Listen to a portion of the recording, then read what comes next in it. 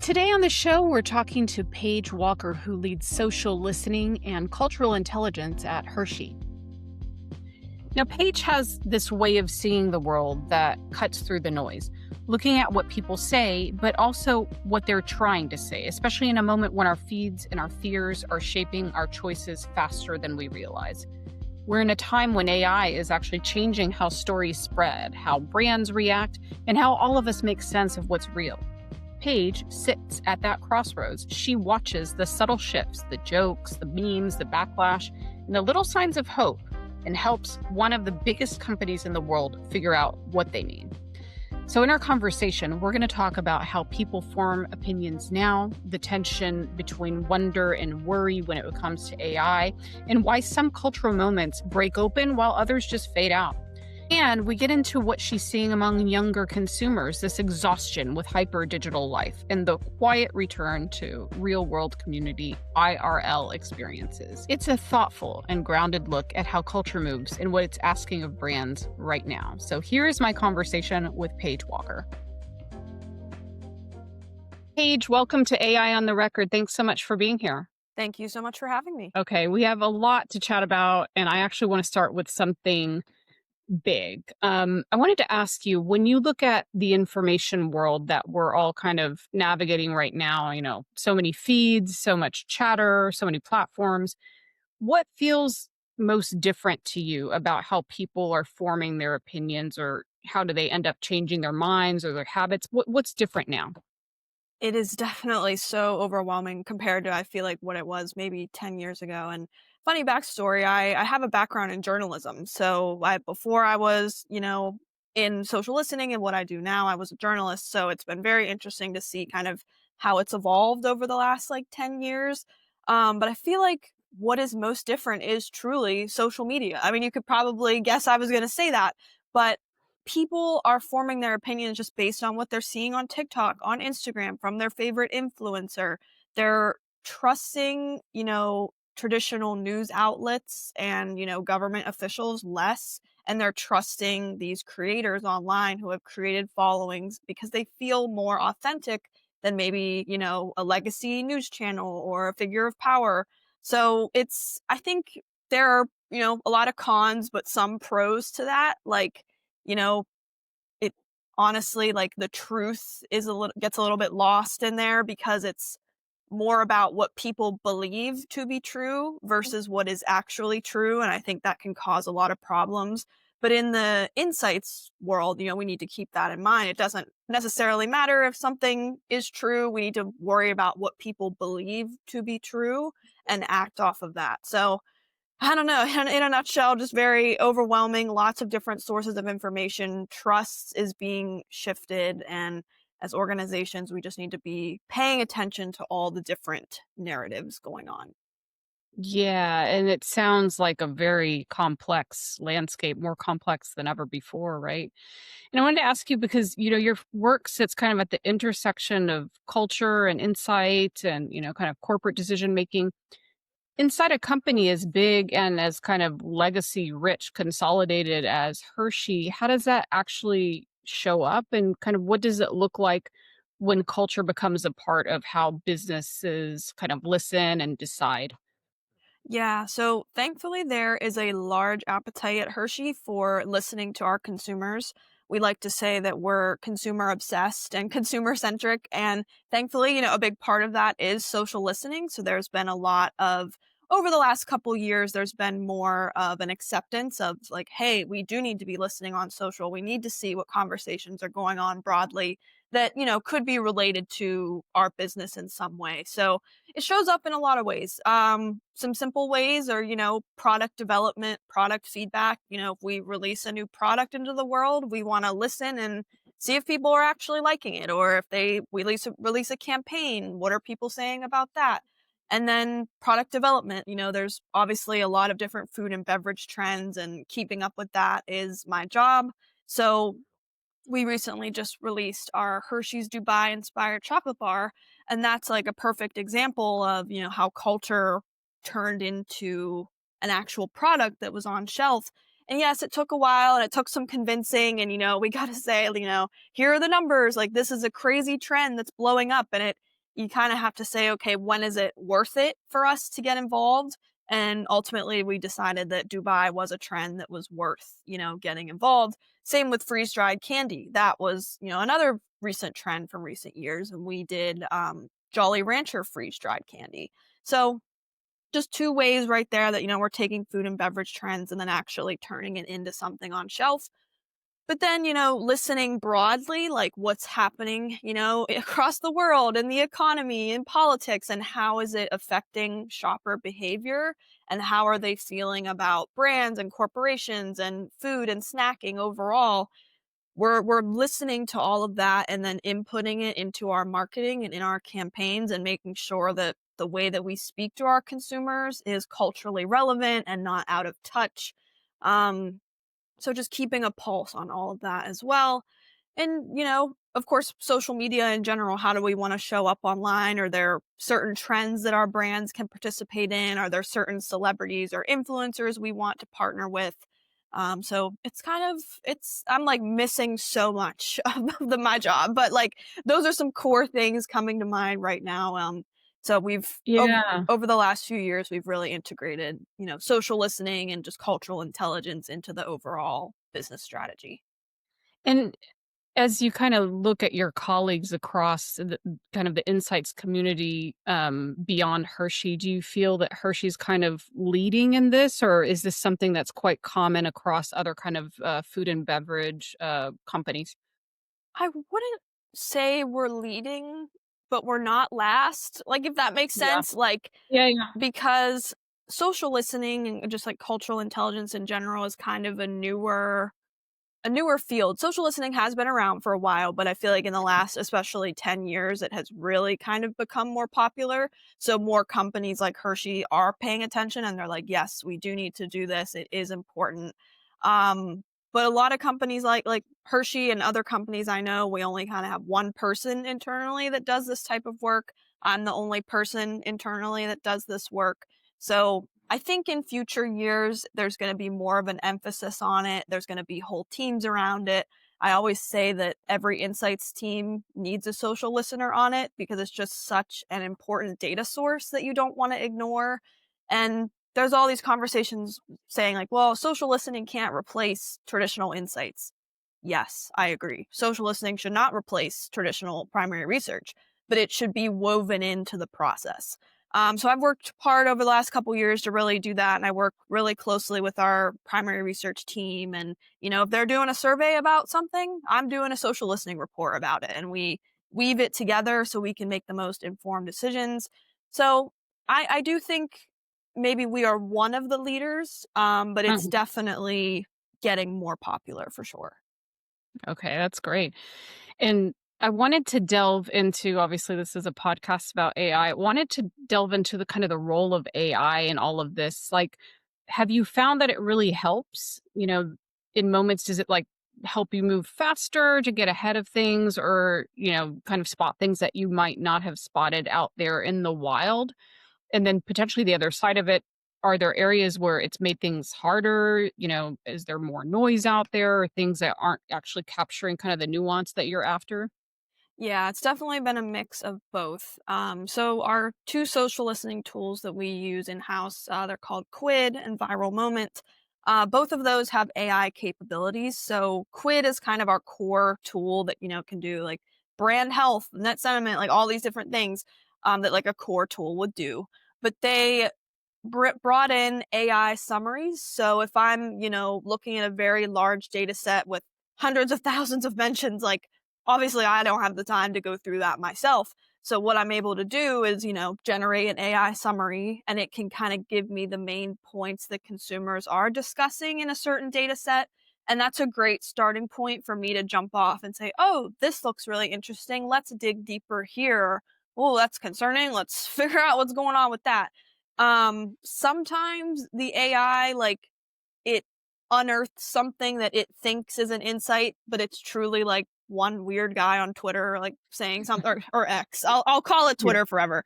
Yeah. But it unearths like one Reddit thread or like one person saying something, and I'm like, this isn't really an insight. Like, thanks for trying, but Other times it unearths really interesting stuff that I can then go further investigate. So just making those large data sets more approachable and helping me find those themes in conversation is really great. Um, and then Quid also has what it calls Ask Quid. It's like an AI chatbot sort of thing, and it works off of the information I have in the platform. So if I want to say, hey, what was the reason for the conversation spike on December 10th or whenever it was, and or what's the sentiment on this topic over the last 30 days? And it can kind of give me a rundown of what's going on without me actually having to dig into the system and investigate myself. So for time purposes, that has been great because if I get a quick request and it's, 3:30 on a Friday or something, and I'm like, well, I don't have a lot of time here, so I can give you a quick answer and then I can look into it more, when I have more time. I kind of always give that caveat like, hey, this is AI, like take it with a grain of salt, but at least like it's an answer for now. And then the way that Viral Moment works is Viral Moment actually has like an AI bot that they call Clue. And Clue goes and he watches videos for like, hours and hours and hours worth of video and then, aggregates all that data into dashboards and trending topics and everything. So I don't have to go out and watch hours and hours and hours of video. So it's a great time saver for sure. And then just like helping that speed to insight because that's what we're being asked to do these days. We're being asked to do more with less. So AI, I feel like, is helping us do more with less. Right. Yeah. Massive efficiency gains, it sounds like, especially large company, large social media presence, tons of mentions that you could never navigate through yourself. And, when you are finding these insights, like when you uncover an insight that kind of, it triggers something, you think it really, really matters. Who needs to hear that first within your team or your company?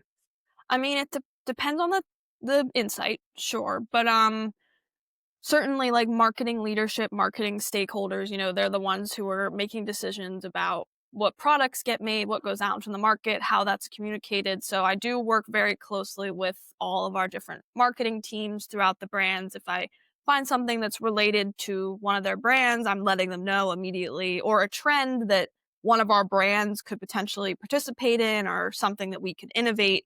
I'm working very closely with marketing and research and development to make sure they're aware of that.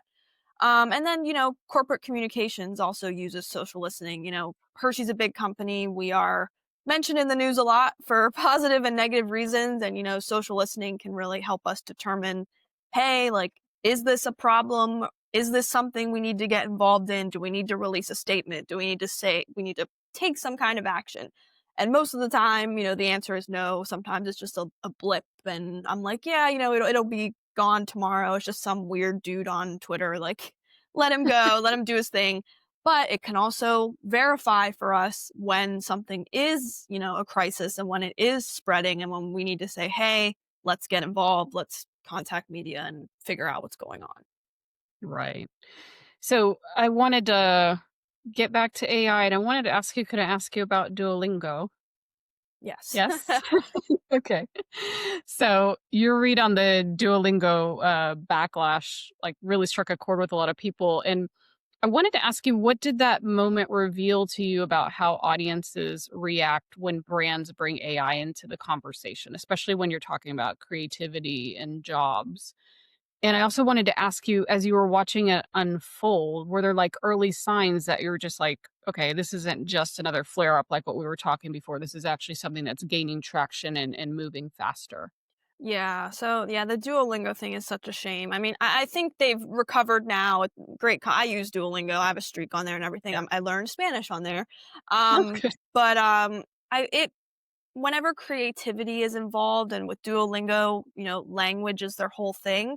So I think what really struck a chord with consumers is that language is very human. So whenever you introduce AI, something not very human, into something that's supposed to be human, that just doesn't make sense to them.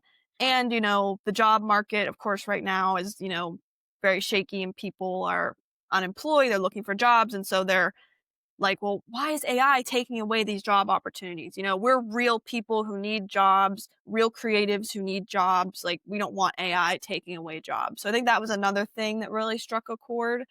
Um, and as I was watching it unfold, I realized it was a big thing because not only was Duolingo getting, slammed in their comment section, but people were making their own videos slamming Duolingo, like talking about how they were, you know, getting rid of like 500-day streaks or something crazy. They were deleting the app. They were making videos like making fun of Duolingo.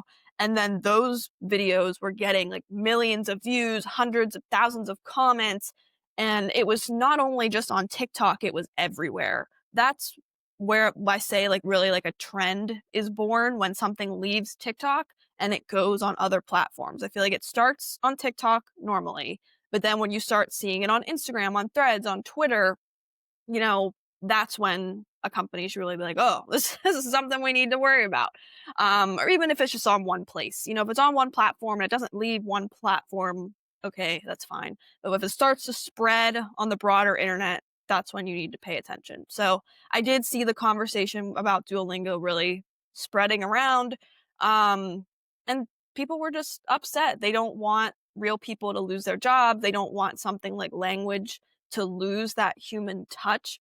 And I don't think that's what Duolingo intended whenever they put out that press release or whatever it was, just saying that they were going to be AI first. I think they meant it in terms of like productivity internally, but it honestly doesn't matter what the intent is anymore. It matters how consumers perceive something. So if you do something and you have a certain intent, that's fine, but what you really need to worry about and what you need to pay attention to is how it's perceived publicly and then, take action from there. Right, it sounds like they didn't do their due diligence on that piece before they released that statement. Okay, kind of getting back to the overwhelming aspect of social media as we discussed before, you track so many signals and you're looking at the conversation. I'm sure you're looking at the conversation about AI itself, right? Especially among kind of younger consumers. How do you see if at all, that tension, like a mix of excitement and apprehension, kind of the apprehension that we're just talking about with the Duolingo situation? How do you see that show up, or do you see it show up? I do see it show up. And it's something, we look into because, of course, we want to incorporate AI for, productivity purposes and ways for us to work faster. I talked about the speed to insight. And then for creativity, we use it in our ads? Should we use it in our creatives? Like, the answer I've found is that if we do it, we need to be really careful about it because the sentiment is very negative among younger consumers. It's from the research I've done, I've seen that it is seen as stealing from real artists and taking away from real art, and that it's just lots of negative emotions around it from like, oh, this feels weird and uncanny and wrong watching it, Yeah. or seeing the pictures. And so my advice to our brands has been, hey, if we go about this, we need to choose very carefully what brands we're going to use it on, how we use it. Because right now, consumers are not happy about the use of AI. They don't like that it's being, stealing from creatives and taking away that art factor. So right now we're approaching it very cautiously just because the sentiment is so negative. Yeah, understood. And it's interesting today, I heard on the news early this morning that Disney is now inviting, I don't know if it was OpenAI or another one of these AI developers into their ecosystem to actually allow AI to create new scenes with traditional characters, Disney characters or Star Wars characters. And there's already a lot of controversy swirling around that because these are such, it's iconic pieces of art, iconic characters like that are very close to kind of our national identity or even a global identity. So it's something that's it's the topic of the day. But the way you guys are approaching it sounds like you're taking a lot of care with how you're applying it. So when you think about this kind of friction that we are talking about before, a lot of people say that they're kind of not against AI itself. They're against AI replacing something human, like we were talking about, and things like connection, presence, empathy. Do you believe in that nuance? Like, is that a valid kind of argument? I would say it's valid. I mean, that's kind of what I've seen from the research that I've done. They definitely, like I said, don't want it replacing jobs. They don't want it taking a job away from a real creative who could be making an ad for a big company like Hershey or a social media post for a big company like Hershey. So yeah, I don't know. I don't know where the sentiment's gonna go because I truly think people are afraid of how mixed into our lives it's gonna get. So it'll be interesting to watch over the next couple years just kind of how one that AI develops and then two how the consumer perception around it develops because right now I'd say it's mostly negative. Like, yeah, if you could do something faster, great. I think everybody can kind of be in support of that. But as it gets more woven into the creative process, I guess we just have to wait and see how people are going to react there. Yeah, and there's so many intangibles, right? The word that you use, uncanny, I think that is kind of like this creepy feeling sometimes when you come across something that's been developed by AI, saying that as an AI person myself. Like there's just something that's off-putting in some cases. So it seems like those things are not very measurable, but we'll just see how like how it shakes out in the end. But it's going to be a long time until we kind of figure out the balance, I think. For sure. So I wanted to talk about kind of the product piece, right? Obviously, you guys are a huge product company, and I wanted to see, just kind of delve into like when you're scanning the culture, you're looking at all of these conversation patterns. Is there anything that would make you pause aside from something that's kind of a crisis situation, like and think, wow, this would have like real product implications? I mean, if maybe it is around kind of forecasting demand, product innovation, like we said with the Dubai chocolate, like what are kind of the things that you see that make you click and be like, hey, we got to jump on this? Yeah, so I can use like Dubai chocolate as an example. That's just the most recent one for us. Because Mhm. we started, noticing it pop up early last year in early 2024. And at first it was kind of just a TikTok thing. And we're like, well, I don't know like how big this is gonna get. Like, do people actually like this? Like, is it really a flavor that would appeal to people broadly? Or is it just these chronically online people that are like, oh, I'm trying the newest, coolest thing? Yeah. Um, so for us, we kind of had to watch how it developed over time, how it, like I mentioned, how trends will leave platforms, how it left TikTok and it went to YouTube and Instagram and X and everything else. And then you're starting to see it pop up in, businesses in your area, like, oh, this chocolate store in my area is offering a Dubai chocolate bar or a Dubai latte or Dubai ice cream or whatever. So that's like last year when I was like, hey guys, like this is really something we should be paying attention to. The mentions keep growing over time. That's the other thing. Not only is it leaving platforms, how are the mentions trending over time? Is it continuing to rise? Is it staying steady? Or is it dropping off? If it's dropping off, obviously that's not really something we're going to worry about. But if we continue to see that increase, that's something we got to pay attention to. So we continue to see that increase over time. We continue to see it, all over social media. And so finally, it took them a little while, but finally, we're like, all right, let's develop a product. Let's show everybody the Hershey way because and of course, tons of research went into it.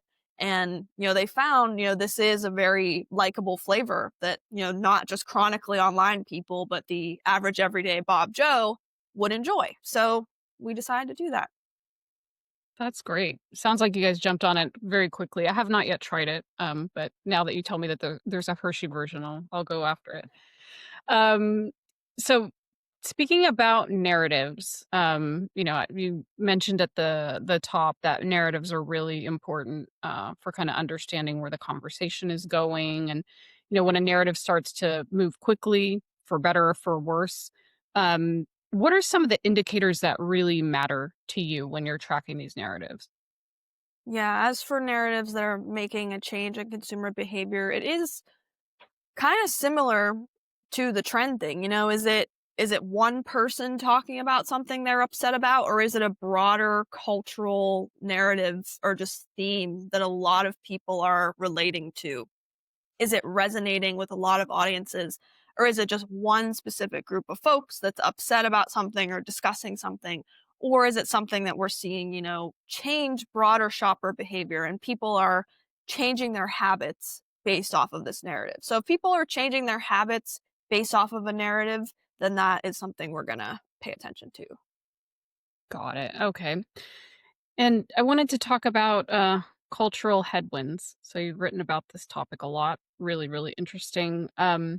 What which forces do you see hitting young consumers the hardest right now in the context of these cultural headwinds? I think influencers can be valuable in terms of cultural narratives, but the influencer conversation in general is kind of interesting because I'm seeing a lack of trust and just relatability in mega influencers. They're starting to kind of get rejected more, as the economy is crazy right now and a lot of consumers are struggling. So then they see these mega influencers, getting these extremely extravagant PR packages and going on these crazy trips and kind of just like flaunting their wealth to consumers. Consumers are disconnecting from that. They're like, I want to see somebody relatable, somebody like me, somebody with, a similar income as me, doing a similar routine as me. And they're more likely to listen to what a consumer is saying, or excuse me, what an influencer is saying if they are more relatable. It's different when some mega rich influencer says something because they were paid to say it by a brand versus some smaller creator who isn't working with a brand and just says something because they truly believe it, they truly care about it, they truly like the product. So I think people are gravitating more towards that and less towards this, you know, mega rich, millions of followers, lavish lifestyle influencer that we've seen for a lot of years. Yeah, which is like the influencer par excellence, right? Like we're aspiring to be them now. It's more a gravitational pull towards authenticity, relatability, and all of that. It's interesting. And I've also thought about there's this fatigue with this kind of always on digital life and a pullback towards kind of real world IRL interactions. Do you think that that is related, or what do you think is underneath that particular shift? I think it is for sure related to AI and influencers and just social media in general. I was, doing some work before this week actually looking at this issue, and people were romanticizing 2010s culture, and people were saying that, yeah, we had social media back then, but it was fun but unimportant. And I feel like that's kind of what's changed over the years, is that back then it was fun to post a picture on Instagram of your coffee or your meal or whatever you have that day, or take a selfie. But now in 2025, it's like a whole huge part of everybody's lives. When they're on social media, it's like a performance. And I think that, also goes in with AI too, just because now we are so hyper digital and everything's so quick and fast and easy and, digitized. And people are like, I'm fatigued. I'm tired of this. I'm tired of being glued to my phone constantly. I'm tired of worrying about what is the next latest thing on social media or looking good for social media. And I just want to touch grass and see people in real life and not worry about all that digital stuff. So, think the next few years for social is going to be interesting, just to see how people kind of try to use it less and then also gravitate towards, like I said, influencers who are more relatable and less crazy, lavish, millions of followers lifestyle. Yeah, that's funny. This harkening back to 2010s as like the time when we were wholesome and we're having fun on social media. I share that feeling as well. So you were just talking about kind of looking ahead. And this will be my last question.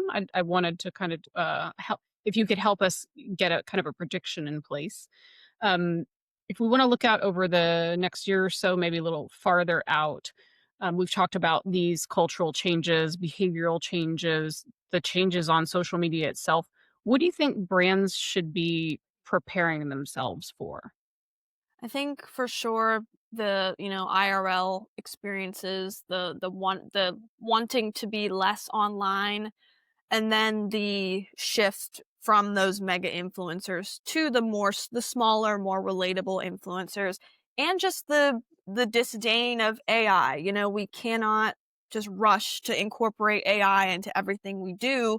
knowing that there is such negative sentiment around it still. And I don't know if there will ever be a day where, maybe there will, I don't know, I could be wrong, when the sentiment around AI is fully positive and we're using it in every single facet of our lives.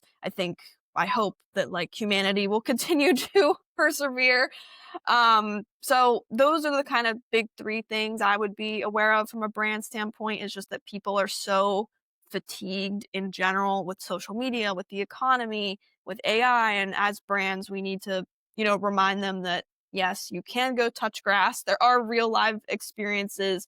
There are reasons to put down your phone and get outside. Like for us at Hershey, go bake some cookies, go do a gift exchange with your friends, like go host a movie night. Like, and yes, we want our products to be involved in those things. So it's just the way that we market, I think, is going to change a little bit over the next year or so.